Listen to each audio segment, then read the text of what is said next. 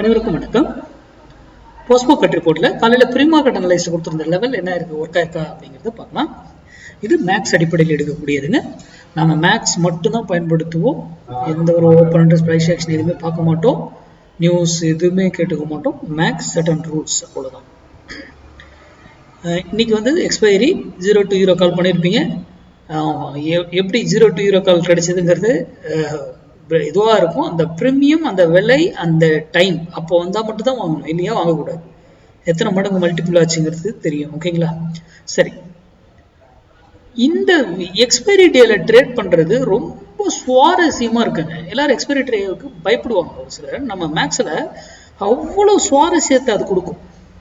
நிறைய நீங்க கற்றுக்கொள்ளலாம் எக்ஸ்பைரி டேல. ஓகேங்களா? எக்ஸ்பைரி டேல வந்து தயக்கப்படாதீங்க. உங்ககிட்ட அந்த மேக்ஸ் வேல்யூ இருந்துச்சுனாவே தாராளமா நீங்க லேர்ன் பண்ணலாம். இல்லை எனக்கு பயமா இருக்கு எக்ஸ்பைரி டே பண்றதுக்கு, ப்ரீமியம் ஈஸியா மெல்ட் ஆகுது அப்படின்னு தான் சொல்றாங்க. ஏன்னா நம்ம மெத்தட்ல மெல்ட்டுங்கிற பேச்சு கிடங்குது. ஏன்னா நம்ம டைம் வேல்யூ உடச்சிட்டோம். நெக்ஸ்ட் வீக் எக்ஸ்பைரியில போயிட்டு நம்ம கால்குலேஷனை அப்படியே மேட்ச் பண்ணி நீங்க கால்குலேட் பண்ணி அப்படியே ட்ரேட் பண்ணலாம். ஓகேங்களா?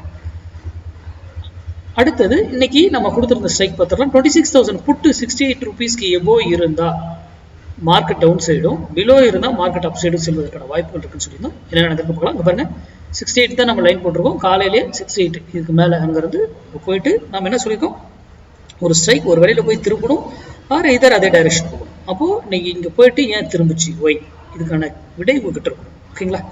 சரி, அங்கிருந்து ஃபாலோ ஆகும்.